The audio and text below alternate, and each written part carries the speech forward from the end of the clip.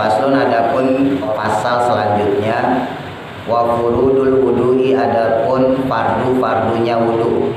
Kalau fardu itu kata tunggal, kata jamaknya furud, ya, furud. Furudul wudu'i, adapun fardu-fardunya wudu. Berarti kalau fardu rukun ya Pak. Kalau rukun berarti dilakukan saat. Ingat-ingat ya, ada syarat, ada fardu. Kalau syarat sebelum, kalau fardu itu sama seperti rukun, berarti dilakukan saat. Ya, rumusnya itu dulu teorinya. Syarat sebelum, kalau fardu atau rukun saat. Misal syarat sholat badan suci, ya kan, tempatnya suci. Nah itu syarat, sebelum sholat harus suci dulu badan. Nah itu wudu dulu, pakai pakaian yang suci juga, ya, dan seterusnya. Tapi kalau rukun sholat nanti saat melakukan sholat, ya, niat, takbiratul ihram, gitu ya, dan seterusnya. Nah sama, ini fardu wudu berarti ketika melakukan wudu. Nah, jadi rukunnya atau fardunya wudu itu sitatu asya'a, ada 6. Jadi untuk fardunya wudu yang wajib itu cuma 6. Ini wajib apal nih Pak. Yang pertama an-niyatu, yaitu niat. Inda ghuslil wajhi, ketika membasuh wajah. Ya.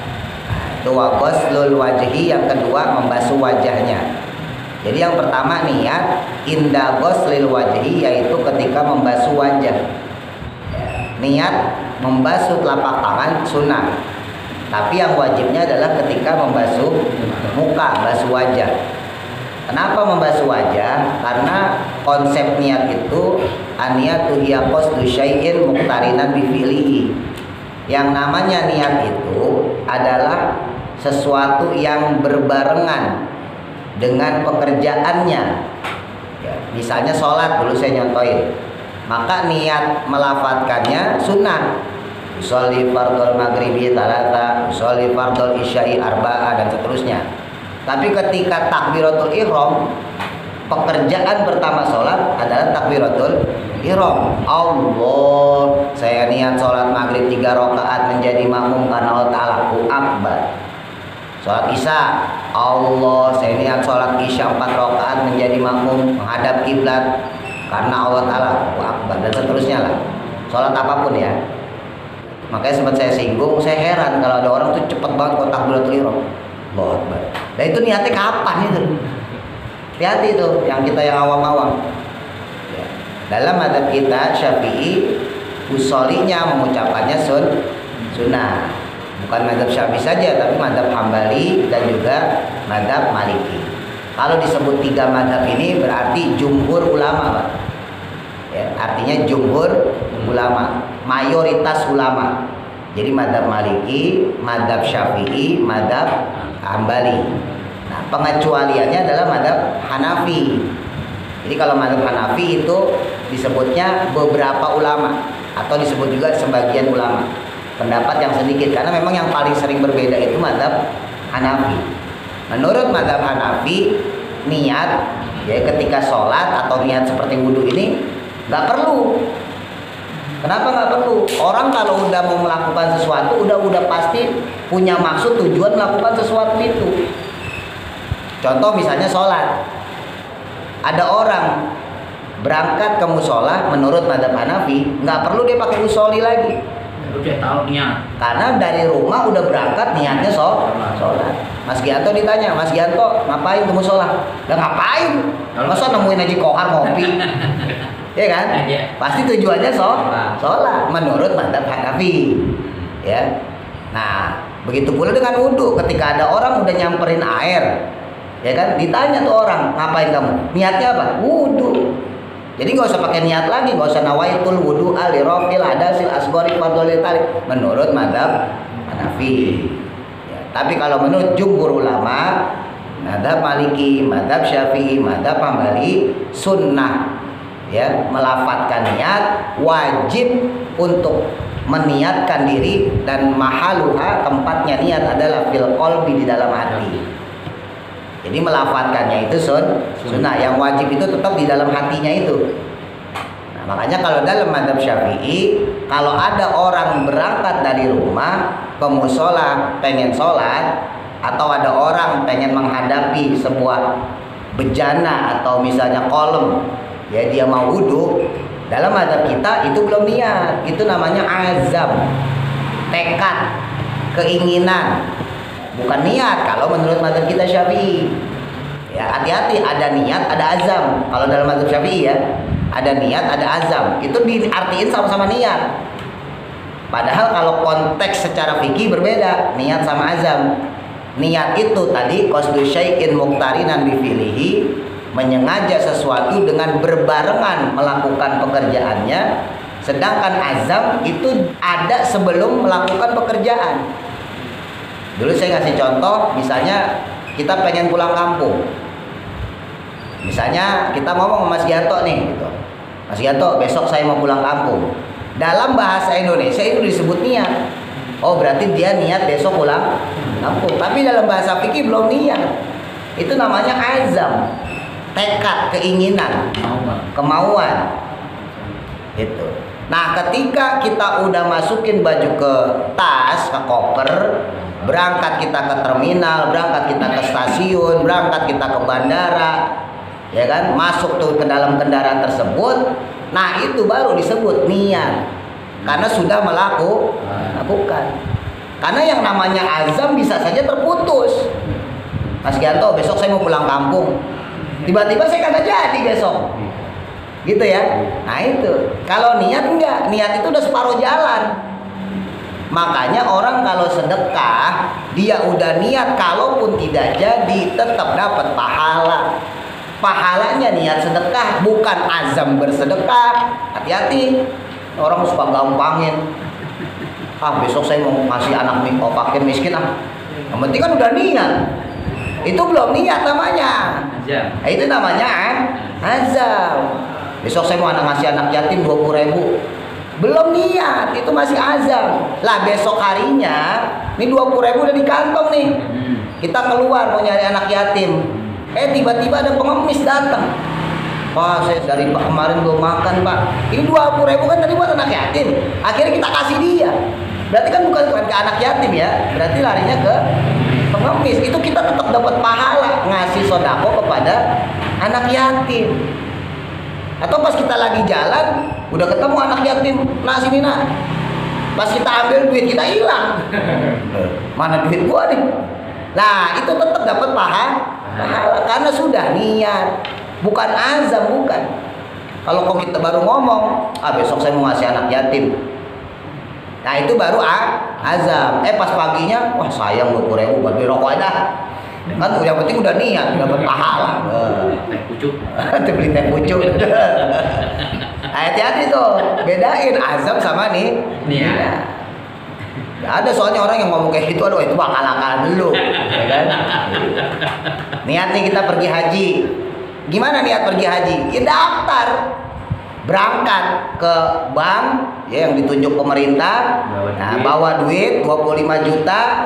Pergi ke Kanwil, ke Departemen Agama, dikasih surat, dikasih porsi, ya daftar absen kita. Nah itu udah niat tuh Pak.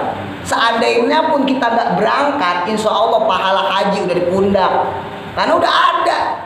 Tapi kalau baru, saya juga pengen Pak Ustadz berangkat haji, nggak daftar, itu namanya bukan nih niat, itu azam namanya. Ya, gitu. Jadi bedain. Nah, ini perlu kita perhatikan.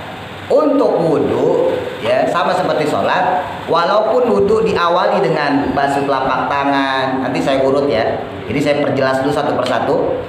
Walaupun diawali dengan membasuh telapak tangan, kemudian berkumur-kumur, ya, terus memasukkan air ke dalam hidung dan mengeluarkannya, baru kemudian muka. Nah kan baru kemudian muka, tapi tetap letak kewajiban berniat itu ada ketika membasuh muka. Jadi ketika kita baca Bismillahirrahmanirrahim, nawaitul wudu alirafil hadasil asghari fardholi ta'ala, itu sunnah. Yang wajibnya adalah ketika kita basuh muka, nawaitul wudu alirafil hadasil asghari fardholi ta'ala. Ini basuhan pertama, Pak. Ya, basuhan pertama, ambil air. Perhatikan ya, ini jari kelingking, lihat, atau jari tengah diselain ke bagian hidung. Ini ambil air. Ya, nawaitul wudu alirafil, nih selain hadasil, balik lagi asghari fardholillahi ta'ala. Nah itu basuhan pertama. Jadi nggak begini, Pak, nawaitul wudu ali, nggak begitu. Hati-hati nih, wudunya mulai dibenerin ya. Ini udah belajar fikih nih. Itu kayak Alek juga nih. Kayaknya hampir semua orang begitu. Ya, mungkin Pak Idris juga gitu kan. Haji Kohar sama, hati-hati ya. Ini saya kasih tahu contohnya nih. Makanya belak sih saya bilang gitu. Orang saya nggak usah lihat wudunya, Pak. Saya lihat sholatnya aja udah begitu. Orang kalau sholatnya berantakan udah pasti wudunya berantakan. Dan udah pasti istinjanya juga ceboknya berantakan, karena itu urutan, Pak. Urutan fikih begitu.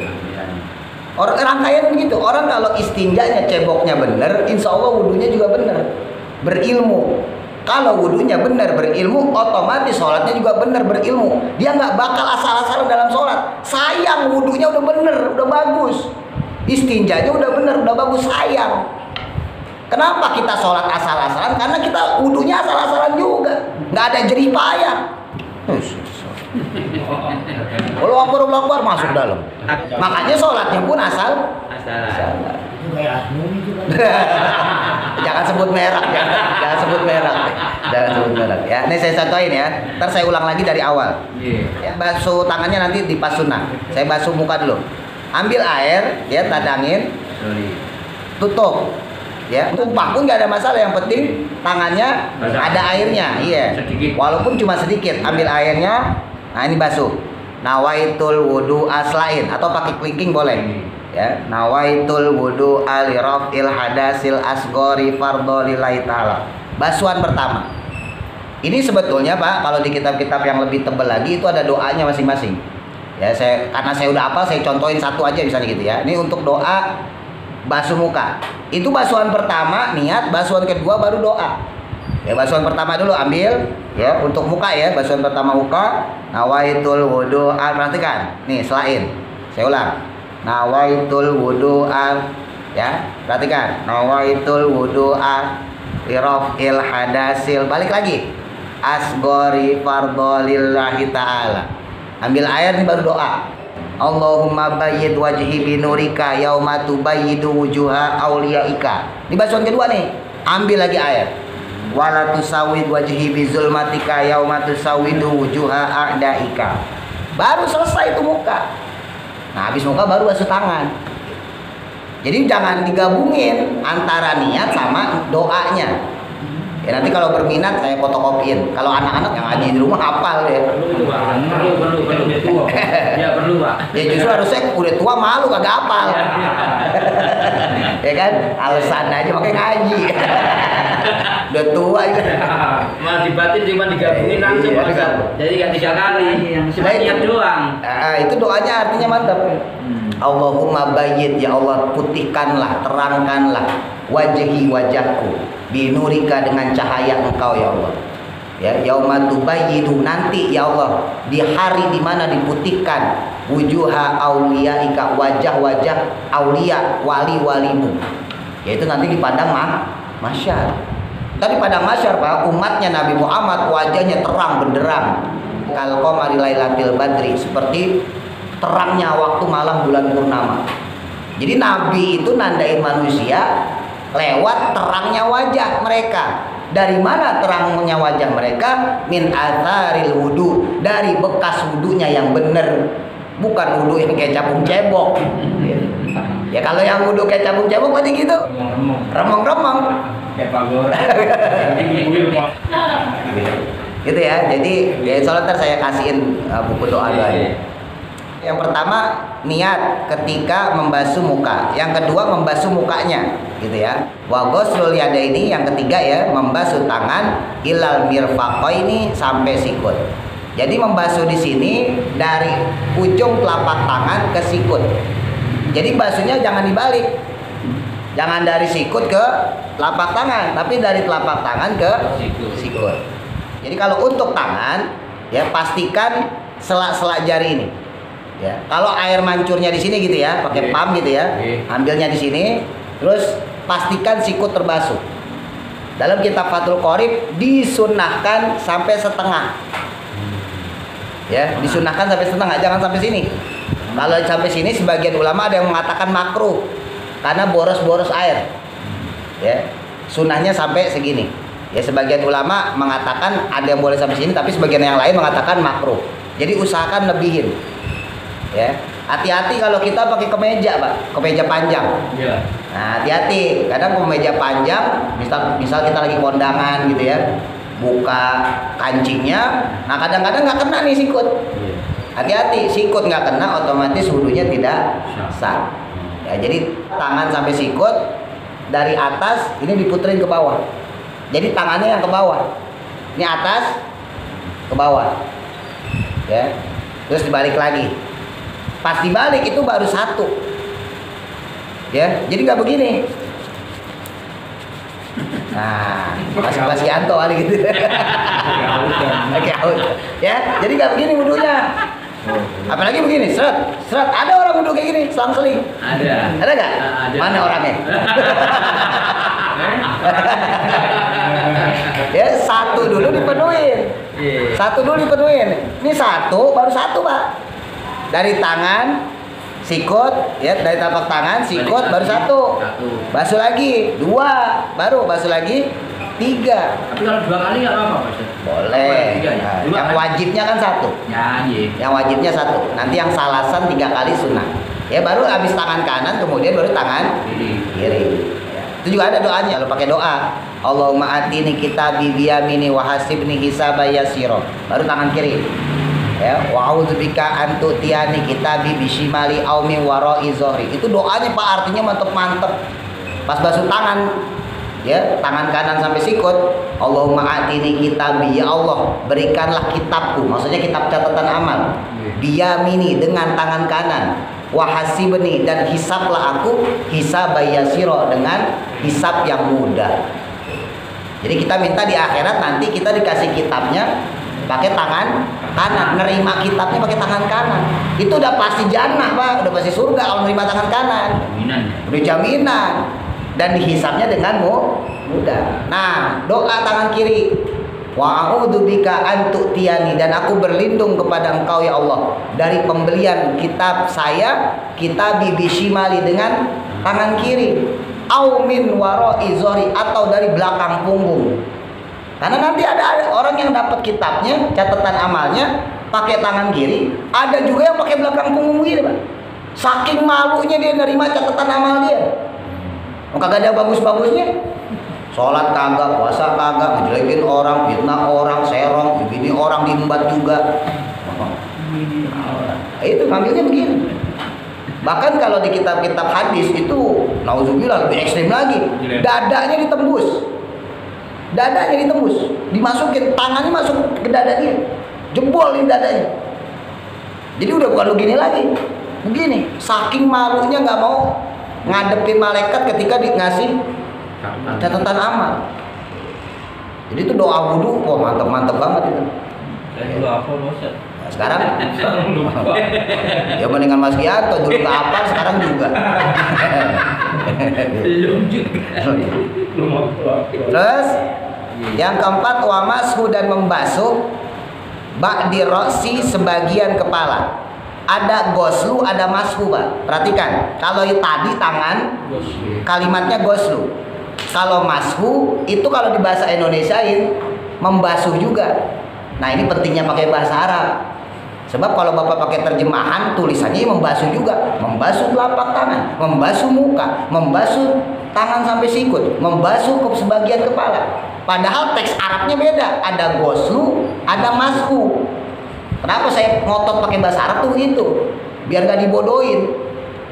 Kenapa? Karena kalau goslu itu bahasa aslinya sebetulnya goslu itu mencuci. Sedangkan mashu itu mengusap. Jadi bukan membasuh sebetulnya. Cuman diartiin ke bahasa Indonesia biar lebih gampang, membasuh muka, membasuh tangan sampai sikut, membasuh sebagian kepala, membasuh telinga. Tulisannya membasuh aja. Padahal secara bahasa Arab antara goslu dengan mashu itu beda. Goslu itu penekanannya lebih kuat, sedangkan mashu itu biasa. Ya, jadi kalau ada istilah goslu itu artinya mandi sebetulnya, Pak. Mandi maksudnya memandikan. Sedangkan mashu itu mengusap. Jadi kalau di sini ada istilah tadi ghuslul yadaini, itu sebetulnya artinya adalah memandikan tangan sampai sikut. Maksudnya memandikan, orang kalau mandi itu rata. Beda sama mashu. Walaupun tadi ya, kalau pakai terjemah Indonesia artinya membasuh. Ya, makanya sih anak-anak remaja di rumah saya nggak rekomendasikan baca-baca buku terjemahan tuh, karena khawatirnya salah secara penafsiran. Maka teori yang disampaikan salah. Kalau teori yang disampaikan salah, maka prakteknya pasti salah. Oh, teorinya salah. Nah, sekarang teorinya bener aja prakteknya salah. Ini saya udah bilangin nih, nanti basuh muka begini, besok balik lagi. Itu teorinya udah bener padahal, ya kan? Kebiasaan. Nah gitu, jadi kalau untuk basuh tangan tadi ya, lafadz yang digunakan goslu. Sedangkan untuk membasuh sebagian kepala dipakainya mashu. Nah, dipakainya mashu. Nah, beda lagi tadi tentang selanjutnya. Wa ghuslu rijlaini, membasuh kaki ilal ka'bah ini sampai 2 mata kaki. Yang dipakai adalah ghuslu lagi, bukan mashu, bukan. Apa perbedaannya? Tadi secara penekanan, penguatan lebih kuat ghuslu.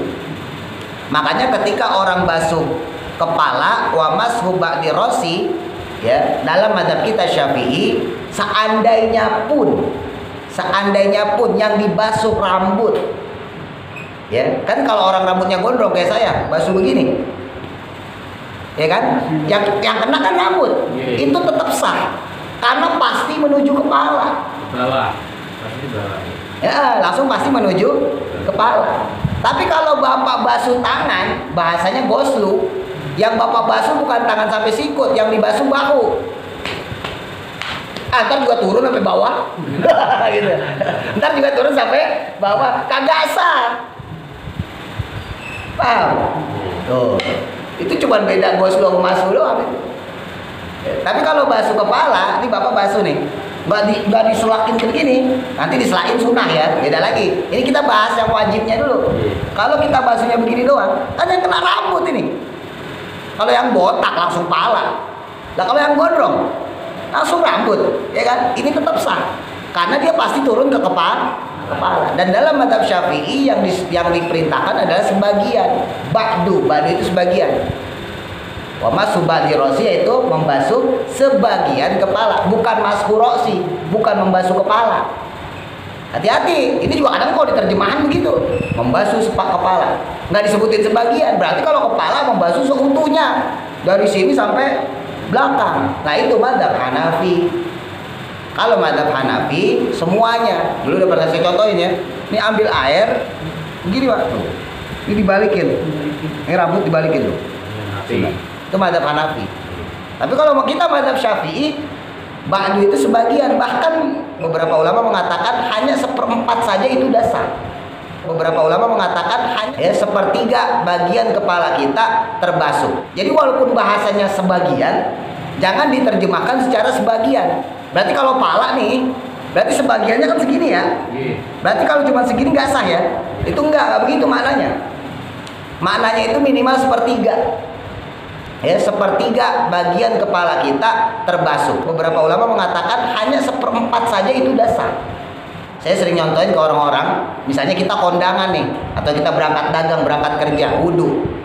Ya, biasain berangkat kerja, berangkat dagang, wudu. Jangan cuma sholat doang. Gak ngapa-ngapain pun di rumah usahain wudu. Orang kalau wudu dijaga sama malaikat, Pak. Orang kalau wudhu didoain sama malaikat. Insya Allah kalau kita dagang, kalau kita kerja, insya Allah berkah tuh. Karena ada malaikat yang nemenin kita. Kalau terjadi apa-apa terhadap kita, insya Allah malaikat bantuin. Jadi gak usah ke Gunung Kawi, gak usah. Udah punya kodam duluan. Kodamnya malaikat udah. Nah jadi gitu ya. Jadi ambil air. Ya. Ambil air. Ini andai kata nih kita udah rapi nih. Udah pakai minyak rambut misalnya. Ambil air terus kita basuhin segini doang. Pertama basuh muka ya. Habis basuh muka tangan sampai sikut. Nah pas basuh kepala cuma segini doang. Sah. Atau cuma begini doang. Tangan kita dimasukin dari belakang. Yang penting kena palanya ya. Sah. Tapi kalau begini nggak sah. Karena yang dikenain rambut. Ini makanya sengaja saya gondrongin buat praktek. Jangan diikutin. Ini emang sengaja. Ramadan saya cukur ini ntar. Jadi kalau begini nggak sah. Karena ini nggak bakal sampai kepala nih. Ini kan rambut bawah. Ya. Tapi kalau ke dalam, walaupun cuma begini doang. Ya, begini doang nih, cuma segini doang, sah. Kalau Pak, gini, cuma jidat doang. Kalau jidat nggak besar, karena itu bukan bagian kepala. Iya, nah harus bagian atas. Jadi kalau secara normal, yang namanya kepala itu awal ditumbuhi rambut. Kalau normal. Kalau secara normal, namanya kepala adalah bagian yang di awal ditumbuh rambut. Tapi itu normal ya, karena kan ada profesor rambutnya di sini. Orang di tengahnya botak, masa dari sini kan nggak mungkin. Nah itu beda lagi. Kalau secara normal ya itu yang diawali dari rambut. Tapi kalau secara yang umum, artinya bisa normal bisa nggak normal, itu adalah bagian yang dibatasi dengan kening sini nih. Jadi diperkirakan kening. Nah ini berarti bagian dari sini ke sini ini bagian rambut ke atas, bagian kepala. Terus batasannya syaribun. Syaribun itu apa? Jambang, brengos kalau bahasa kita. Nah ini masih muka nih. Ya tapi kalau udah ke sini, jambang ke sini, nah itu bagian kepala. Memang yang afdol, walaupun kita bukan mazhab Hanafi, kalau yang afdol tetap semuanya. Ya, tapi kalau kita lagi mau sholat kan ribet ya. Itu mungkin bisa dilakukan pas ketika habis mandi. Tapi kalau mandi pun kalau bisa wudhunya jangan telanjang. Ya, misalnya kayak maghrib nih, kita sekalian mandi deh, jam 5:30 mandi, sekalian wudhu ntar kamu sholat. Jangan sampai wudhu dalam keadaan telanjang. Orang kalau wudhu dalam keadaan telanjang makruh. Ya. Terus selanjutnya waghaslu rijla ini yang kelima, membasuh kedua kaki ilal ka'baini sampai mata kaki. Nah, lafadznya bukan basuh nih. Ini lafadznya goslu ya. Berarti kalau goslu lebih kepada penekanan. Bukan wajib. Kalau wajib semuanya wajib. Ini kan kita lagi bicara wajib. Ya, semuanya agak ditekan. Ya, semuanya agak digosok. Ya, karena lafadznya bukan mashu tapi goslu. Ya. Nah, untuk kaki, ini saya beri contoh Pak. Mohon maaf ya. Kalau untuk kaki, usahakan ketika basuh kaki kanan ya, kan kita awali pakai kaki kanan, yang membasuh adalah tangan kiri. Nanti ketika tangan kiri yang membasuh tangan kanan, sunnahnya afdolnya begitu. Tapi seandainya pun mau pakai tangan kanan ini nggak masalah.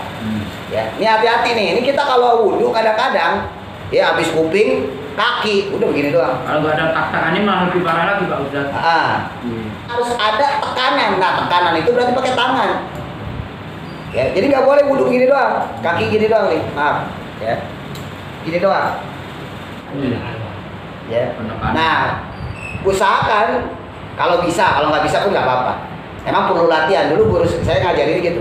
Jadi tangan kiri kita, ini tangan jari kelingking untuk menyela-nyela bagian kaki. Ya, nah, ini gini, kelihatan ya, ini sela-sela. Ambil dari sela kelingking. Ya iya, makanya sabar dulu. Belum kelar ini. Makanya perlu tahan ya itu ya Pak. Makanya belajarnya waktu masih muda. Susah ngajarin kaki-kaki. Iya. Ya, kayak gitu ya. Ya, saya contoh ini. Ini untuk normalnya ya, untuk normalnya. Tapi kalau di Masjidil Haram bisa tanya pagi tuh. Karena kita wudunya duduk. Ya, kita di Indonesia wudhunya berdiri masalahnya. Kalau di Masjidil Haram enak duduk kita. Itu pasti bisa, mau tua, mau bangke bisa. Ya, jadi tangan kita ini tangan kelingking ini sela ini. Bagian sini sela. Baru kemudian setelah sela Diusap, ya diusap. Nah setelah usap, ini basuhan baru satu ya. Kalau mau 3 kali, ngambil sunat 3 kali, maka diulangi lagi. Nah, begitu pula dengan kaki kiri, tangan kanan kita selain. Tapi kelarin sekalian satu-satu nggak apa-apa, kanan sekalian kelarin. Iya, sampai 3 kali, itu 3 kali baru ini. Wah ini orang kalau kayak gini Pak sehat Pak, dari kecil begini sehat, oh bisa seimbang. Karena gampang dilihat ya. Ya kalau yang paling gampang ya udah gini sehat, gitu. Ya minimal tadi, ya minimal jangan sampai asal kaki begitu doang. Nah baru yang keenam watartibu tertib. Tertib itu apa maksudnya? Urut, runtut, ya. Alama atas apa-apa dakarnahu yang telah kami sampaikan sebelumnya. Maksudnya urut dari muka, terus apa lagi?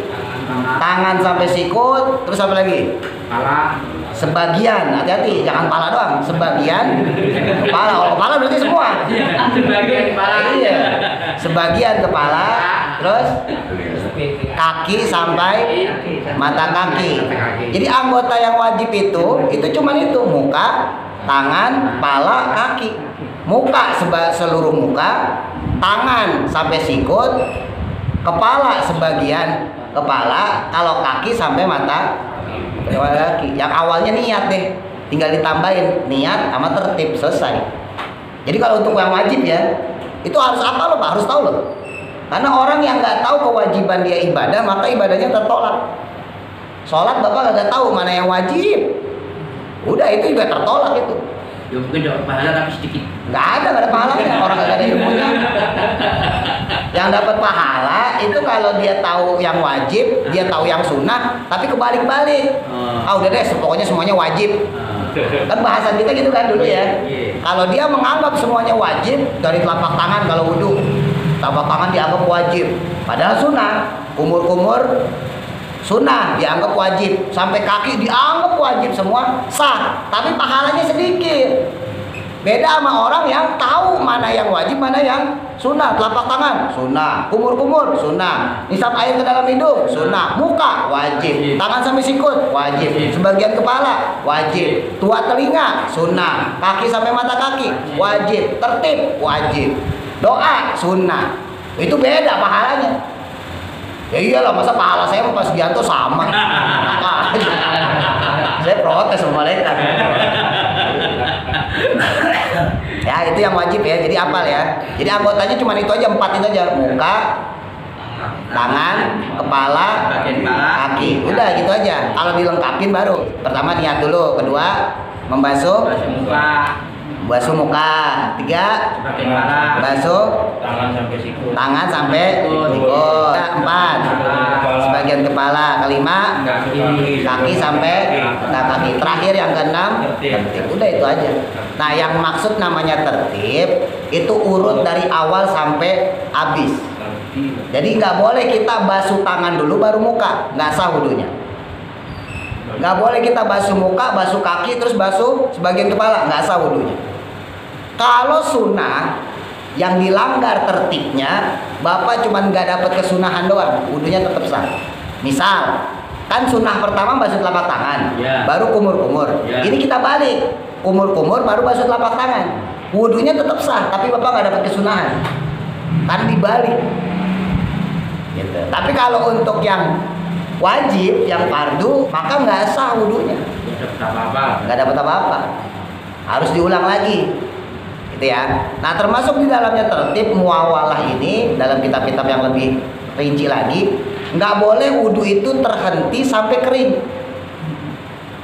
Nah ini nggak dibahas di sini ya, saya sampaikan aja secara gambangnya. Kalau di kitab-kitab caranya lagi, kalau wudhunya terhenti sampai kemudian kering, maka kita harus mengulang itu wudhu. Bahkan sebagian ulama mengatakan nggak sampai kering, ada jeda terlalu lama aja harus diulang, menurut sebagian ulama. Tapi menurut jumhur ulama, berarti mayoritas ya, selama wudhunya belum kering dia masih boleh melanjutkan.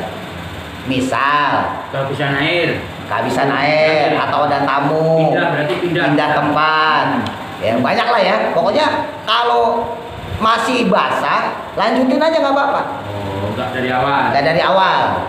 Ya, tapi kalau sudah terlanjur kering, maka kita harus mulai lagi dari awal, karena berarti wudhu yang sudah kering tadi nggak terhitung. Gitu.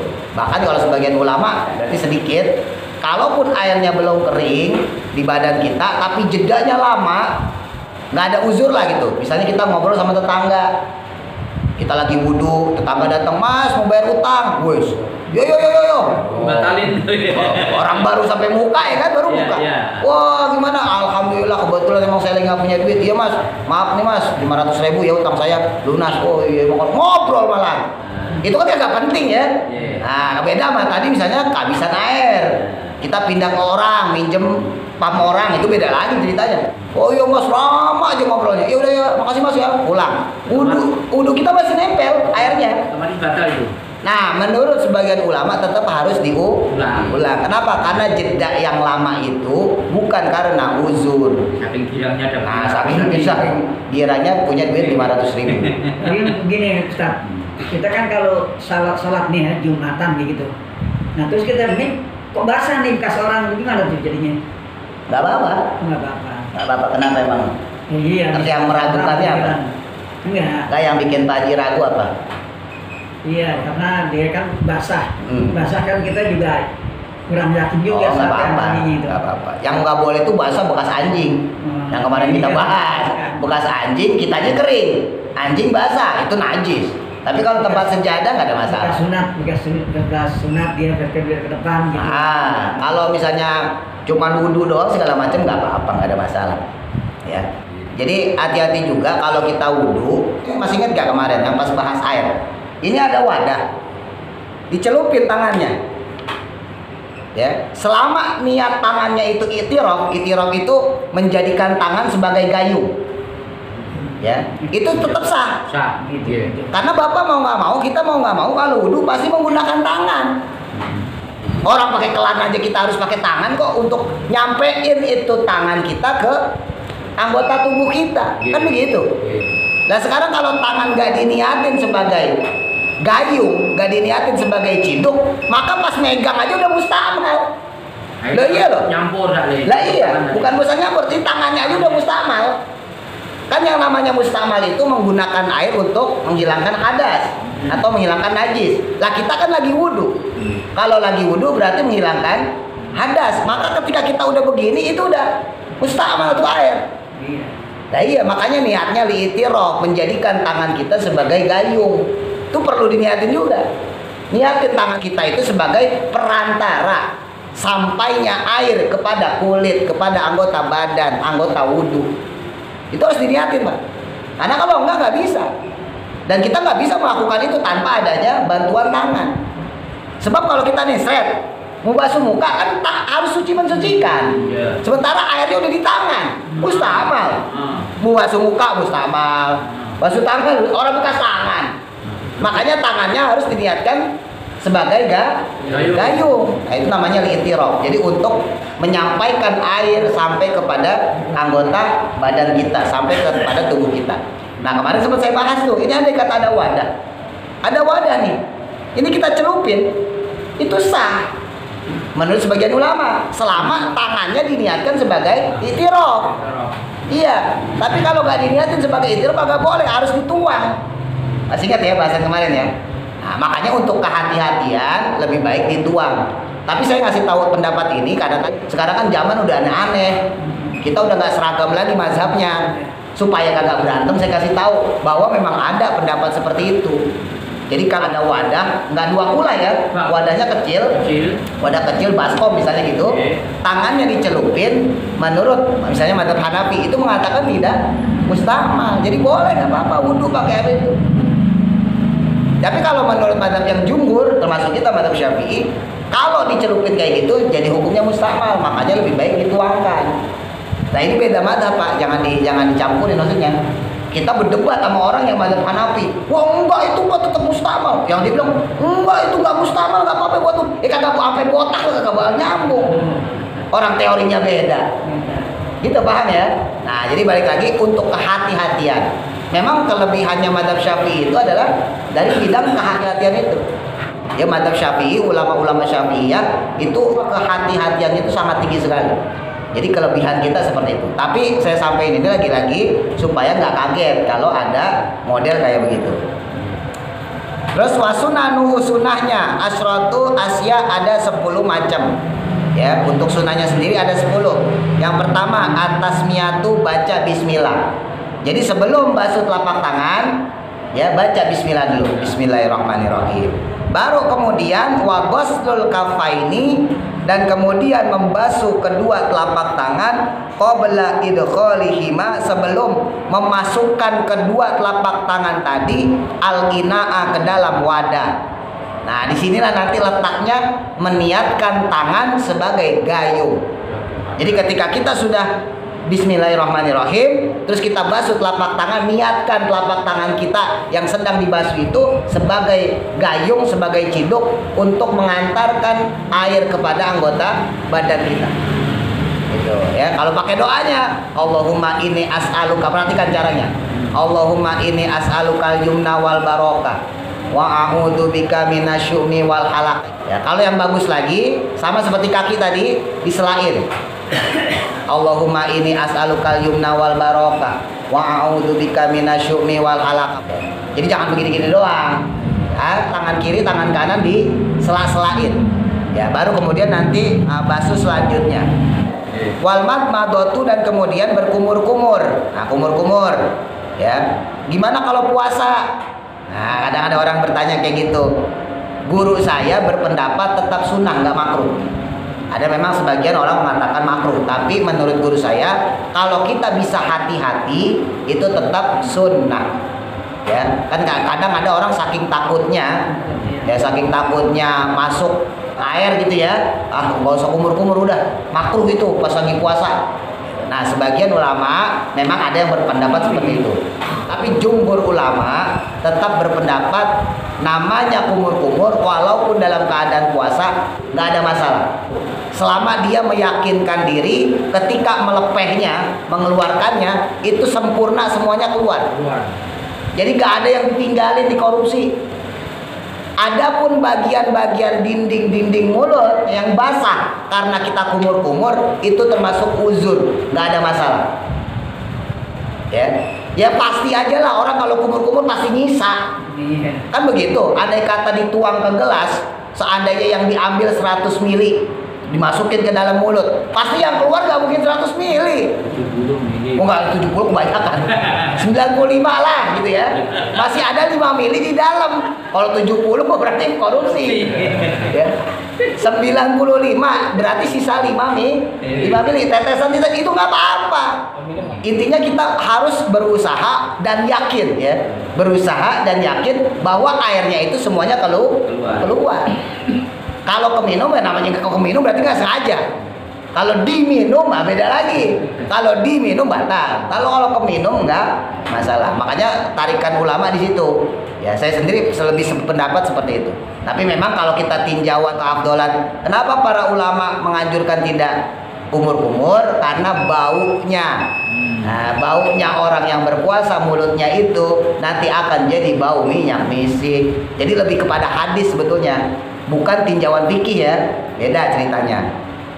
Terus selanjutnya wal istinsyaku, dan istinsyak itu memasukkan air ke dalam hidung dan mengeluarkannya.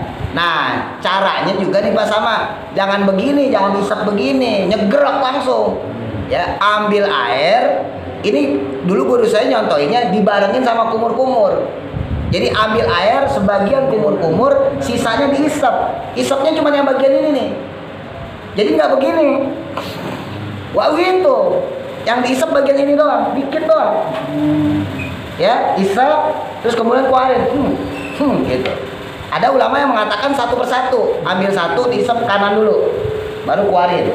Terus ambil lagi, isep kiri, keluarin. Ya. Ada yang paling praktis tadi, ketika habis kumur-kumur, gitu ya. Nah ini kan ada sisanya nih, isep, lalu keluarin. Terus wamas hujam irosi, nah membasuh seluruh kepala. Kalau yang sebagian wajib, tapi kalau yang semuanya sunnah. Ini kita bahas sunnah ya. Terus baru kemudian wa masul udhunaini, membasuh kedua kuping, zohirihima, bagian luar keduanya, wa batinihima, dan juga bagian dalam keduanya, bimain jadidin, bimain dengan air jadidin yang baru.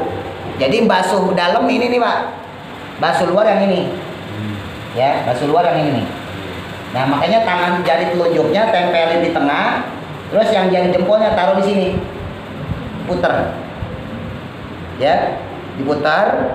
Nah dengan air yang baru. Kenapa? Karena ada sebagian ulama mengatakan untuk kuping ya, kuping ini boleh digabungin sama kepala.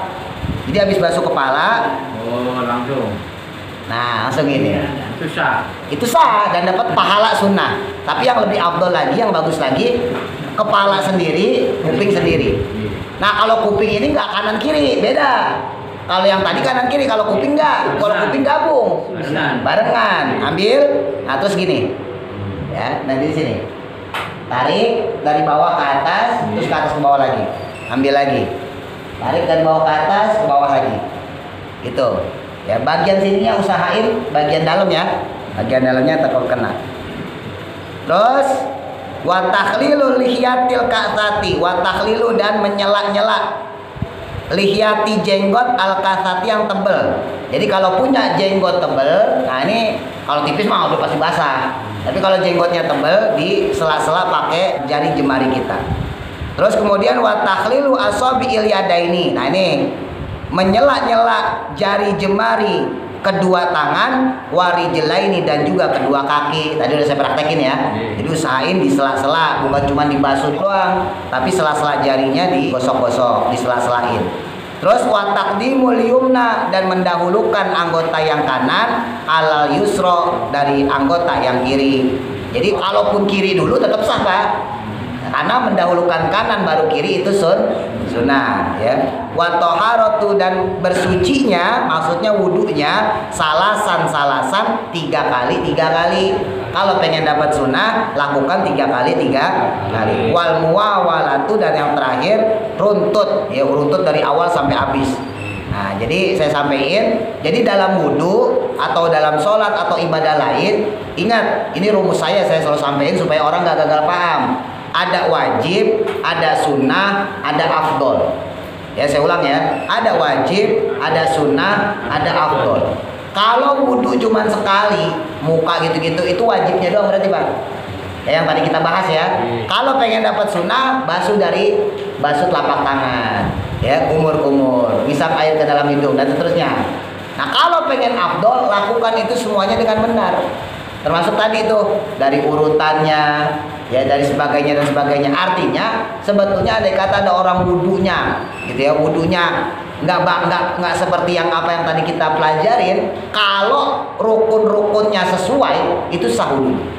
Tapi dia kehilangan kesunahan, dia kehilangan juga keafdol.